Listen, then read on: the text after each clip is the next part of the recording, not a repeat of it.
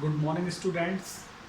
I am again here before you to have a second part of the poem The Seven Ages of Man. Yesterday, we knew about this that this is not a separate poem, it has been taken from a romantic comedy, or we can say a tragic comedy written by William Shakespeare. And there is a character whose name is Jax. He speaks these lines in that romantic comedy or tragic comedy. And now here in your syllabus, in the syllabus of 12th class, these lines have been taken from there as a poem. So yesterday we discussed nearly 12 or 13 poems. It is a long poem. I am also unable to write this whole poem here on the whiteboard. So I have divided this poem into three parts. I have already released the first part. This is the second part. Later on, tomorrow, I will prepare a third part of this poem. So this is the second part, and here I have nearly 10 lines and 2 stages. In the later video, which in the previous video which I prepared yesterday, there we discussed 3 stages of a man's life, because the title of this poem is The Seven Ages. So we have already covered 3 ages of a man's life according to William Shakespeare. At the beginning we read the infant age. That was the first stage of man's life. Then we knew about the second stage of man's life, that is a school going boy, and third stage it was of a lover. Now in this video we will know about the next stage, what is the fourth stage and what is the fifth stage. Sixth and seventh will be discussed in the later video, which I will prepare tomorrow, and I will release that in tomorrow morning. So now let's have your attention on the whiteboard. First we should have a recitation of this poem, of this part especially. So first there will be a recitation, then I will explain the whole 10 lines in Hindi. Later on I will summarize these lines in English also. So take a look at the whiteboard. I am going to recite this stanza for you. Let's have a look. Then a soldier, full of strange oaths and bearded like the park, jealous in honor, sudden and quick in quarrel, seeking the bubble reputation even in the cannon's mouth. And then the justice, in fair round belly, good captain lined, with eyes severe and beard of formal cut, full of mild saws and modern instance, and so he plays his part, the sixth, eighth, sixth. So यहाँ तक मैं discuss करने वाला हूँ आपके साथ में इसको.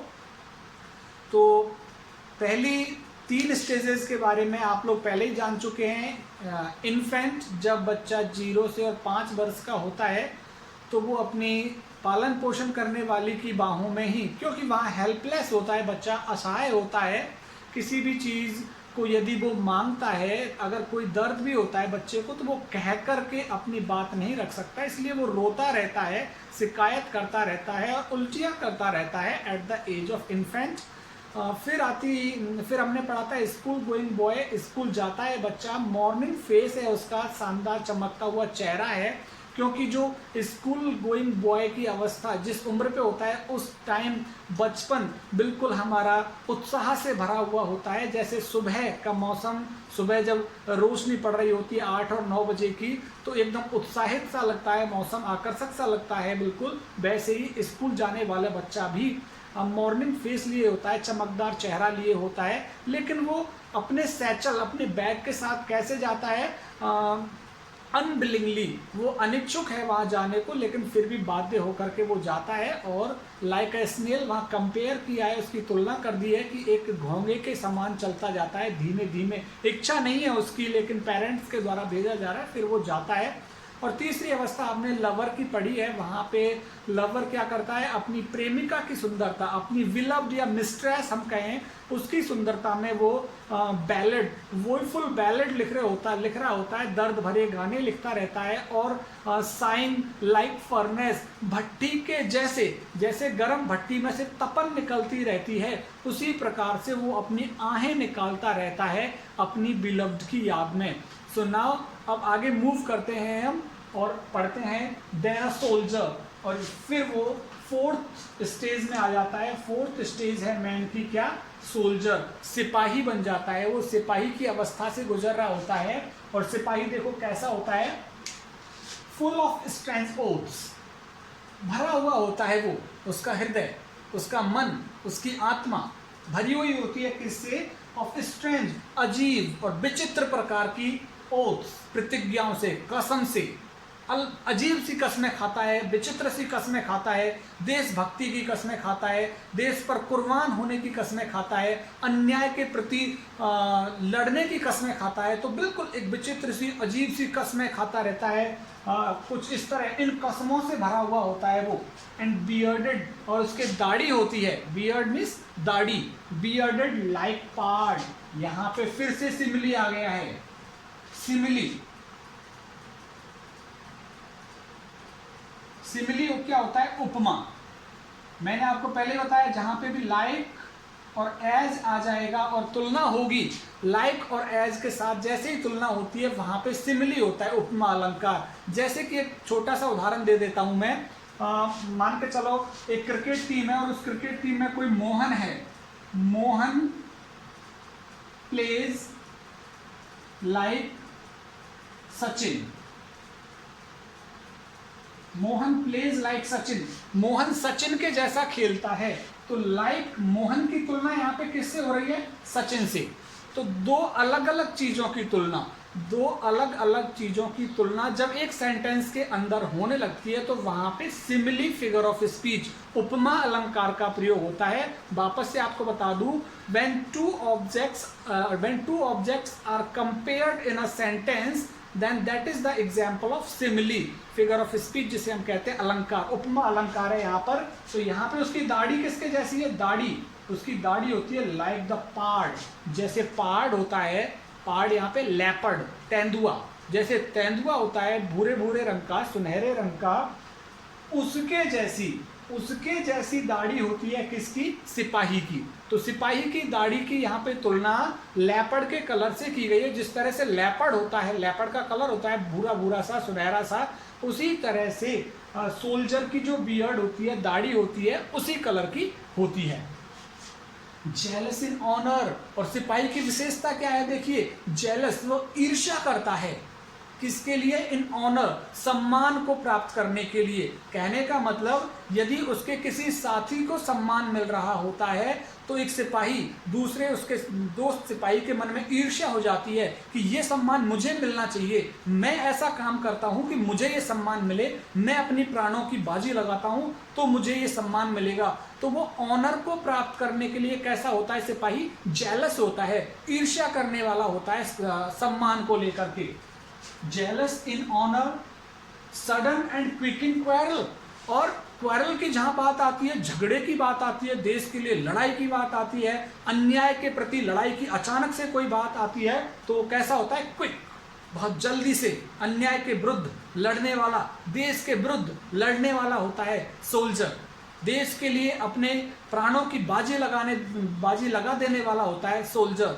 तो उसका क्विक टेम्पर्ड होता है, बहुत जल्दी नाराज हो जाता है यदि वो इनजस्टिस देखता है, अन्याय यदि देखता है सिपाही, यदि वो देश पे खतरा देखता है किसी प्रकार का, तो इस चीज के लिए वो बिल्कुल कैसा हो जाता है, क्विक, बिल्कुल प्रॉम्प्ट एक्शन लेता है तुरंत से, अगर वो किसी अन्याय को देख रहा होता है तो जेलस इन ऑनर, सम्मान के लिए ईर्ष्यालु होता है, sudden and quick in quarrel, और झगड़ा करने के लिए बिल्कुल तैयार, सीकिंग द बबल रेपुटेशन, और वो प्राप्त करने की कोशिश करता है, सीकिंग प्राप्त करने की कोशिश करता है। क्या चीज? The bubble reputation. बबल बुलबुला, जैसे आप पानी पे बुलबुला देखते हैं, वो थोड़ी देर बुलबुला दिखता है और फिर फूट जाता है या खत्म हो जाता है। उसी प्रकार से इस रेपुटेशन को प्राप्त करने के लिए, सम्मान को प्राप्त करने के लिए, जो सम्मान कैसा है? बबल, थोड़ी देर के लिए लोग याद रखते हैं। अभी हमारे मैथना में जो सिपाही शहीद हुआ था, उसको कितने दिन याद रख लिया हमने? 10 या 15 दिन। उस टाइम जब वो उसकी डेथ हुई थी तब हम लोगों ने याद रखा था उसको, अब हम उसको याद रख रहे हैं क्या? तो यहाँ पे वो सिपाही जो देश के लिए अपना बलिदान देते हैं, वो प्राप्त करने की कोशिश करते हैं किसको? रेपुटेशन को। और वो जानते हैं कि वो रेपुटेशन कैसा है? बबल है, क्षण भंगुर है, थोड़े दिनों के लिए याद रखेंगे उसको। अगर कोई प्राणों की बाजी लगाता है सोल्जर, तो थोड़े दिनों के लिए याद रखेंगे उसे हम, लेकिन फिर भी उस रेपुटेशन को प्राप्त करने के लिए, उस सम्मान को प्राप्त करने के लिए एक आर्मी का पर्सन, एक सोल्जर लड़ने के लिए तैयार रहता है। और he is always ready to die for his country. He can sacrifice his life for the sake of his country. This is the best quality of a soldier. वह हमेशा बलिदान करने के लिए तैयार रहता है एक सिपाही, और यही सबसे अच्छी एक सिपाही की विशेषता होती है। और रेपुटेशन को कहां पे प्राप्त करने की कोशिश करता है? Even in the cannons mouth, कि वो बंदूक के सामने भी खड़ा होकर के, बंदूक के सामने खड़ा हो जाता है। यदि कोई टेररिस्ट आता है या कोई विलेन आता है और वो गोलियां बरसा रहा है, तो फिर भी सिपाही क्या करता है? उसकी कैनन की माउथ के सामने, उसकी तोप या बंदूक के सामने खड़ा हो जाता है रेपुटेशन प्राप्त करने के लिए। ये लाइन यहाँ पे कनेक्ट है, seeking the bubble reputation even in the cannons mouth, कि वो कैनन के माउथ के सामने खड़ा हो जाता है रेपुटेशन प्राप्त करने के लिए। डरता नहीं है वो किसी दूसरे की बंदूक को देखकर, ये नहीं कि वो पीछे हट जाए, no, he never retires from that position where his life is in danger। जहां उसका जीवन भी खतरे में है, वहां से भी वो पीछे हटता नहीं है। कैनन के सामने भी खड़ा होकर, बंदूक के सामने भी खड़ा होकर वो अपने लिए रेपुटेशन प्राप्त करने की कोशिश करता है, सम्मान प्राप्त करने की कोशिश करता है, देश के लिए अपनी जान दे करके। एंड देन द जस्टिस, और फिर यहाँ पे पांचवी अवस्था आ जाती है, और वो पांचवी अवस्था कौन सी है? जस्टिस की। न्यायाधीश बन जाता है पांचवी अवस्था में, और न्याय करने की शक्ति आ जाती है इंसान के अंदर पांचवी अवस्था में। और ये जस्टिस कैसा होता है? देखिए, इन फेयर राउंड बैली, उसका जो बैली होता है, बैली स्टमक पेट, उस जस्टिस का बैली कैसा? गोल और फेयर, मीन्स मोटा और गोल पेट हो जाता है जस्टिस का पांचवी अवस्था में आकर के। जब इंसान पांचवी अवस्था में आता है तो जस्टिस की भूमिका अदा करता है, उचित और अनुचित का निर्णय करने वाला हो जाता है। लेकिन ऐसी अवस्था में आकर के उसका जो बैली है वो कैसा हो जाता है? फेयर राउंड, मोटा और गोल हो जाता है। गुड कैपन लाइन्स, और शेक्सपियर कहता है कि उसका पेट अच्छे तरीके से लाइन भरा हुआ होता है। जस्टिस का, न्यायाधीश का पेट भरा हुआ होता है किससे? कैपंज यहाँ पे चिकन, मुर्गे का मांस, कि मुर्गे के मांस से भरा रहता है। उस टाइम विलियम शेक्सपियर जब जीवित थे 16वीं सेंचुरी में, उस टाइम क्या होता था कि किसी भी जस्टिस को अपने फेवर में करना होता था तो एक मुर्गा गिफ्ट में दे दिया जाता था उसको, और वो जस्टिस उस ब्राइब को लेकर के, उस रिश्वत को लेकर के और फैसला उसके पक्ष में सुना दिया करता था। तो उसने उस टाइम की हकीकत लिखी है कि जब जस्टिस बन जाता है इंसान तो उसका पेट गोल मोटा हो जाता है। किस वजह से? रिश्वत ले करके, ब्राइब ले करके। और ब्राइब के रूप में क्या लेता है वो? मुर्गा, कैपन।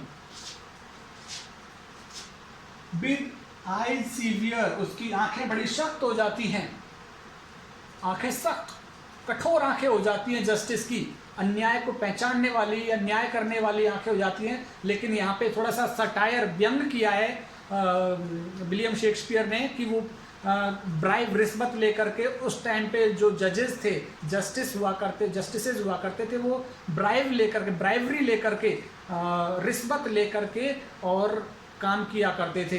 लेकिन फिर भी जस्टिस, चाहे उसको रिश्वत मिल गई हो, लेकिन फिर भी आंखें कैसी रखता था? अपराधी के प्रति सीवियर, सख्त आंखें अपनी रखता था।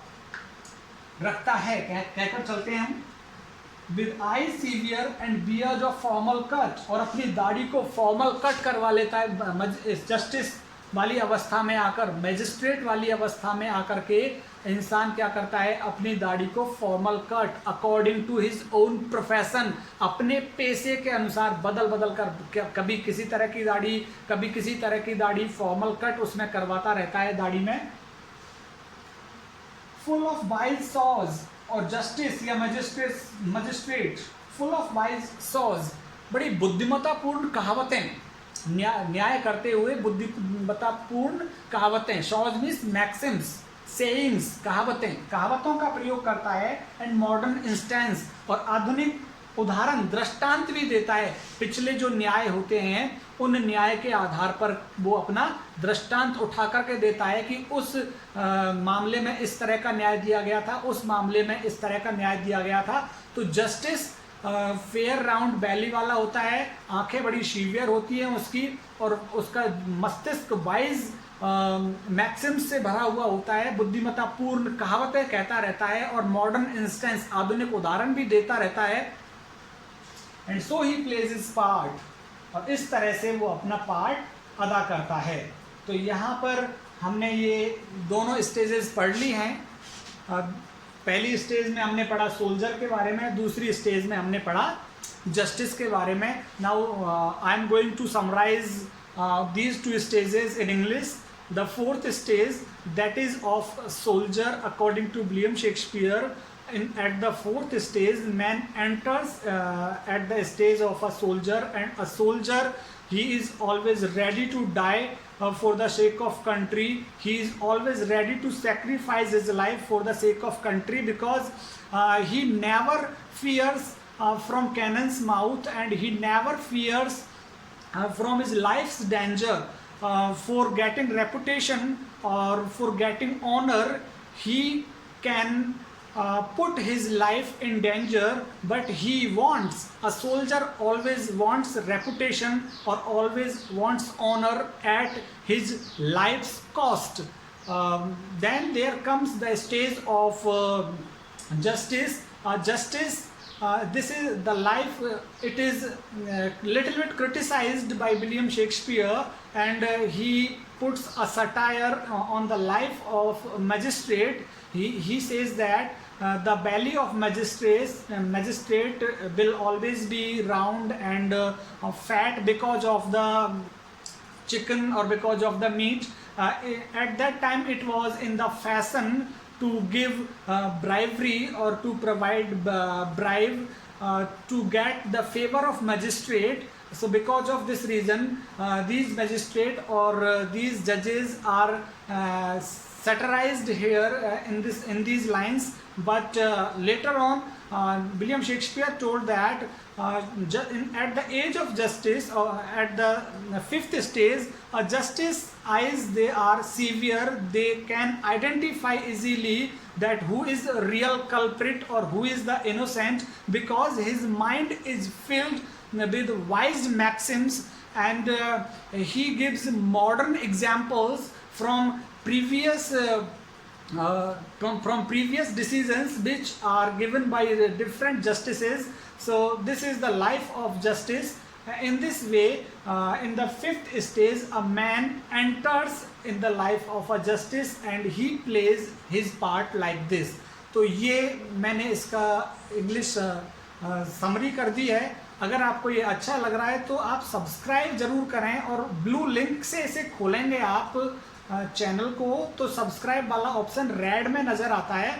आप ज़रूर से मेरा चैनल सब्सक्राइब करें, और मैंने यहाँ पे व्हाट्सएप नंबर छोड़ा हुआ है। अगर सब्सक्राइब नहीं कर पाते हो तो आप मुझे व्हाट्सएप करें, मैं आपको बताऊंगा कि किस तरह से चैनल सब्सक्राइब कर सकते हैं। चैनल को जरूर सब्सक्राइब करें। मैं उमेश चौधरी, व्याख्याता, राजकीय उच्च माध्यमिक विद्यालय कठूमर, एक बार फिर से आपको बहुत बहुत धन्यवाद देता हूँ।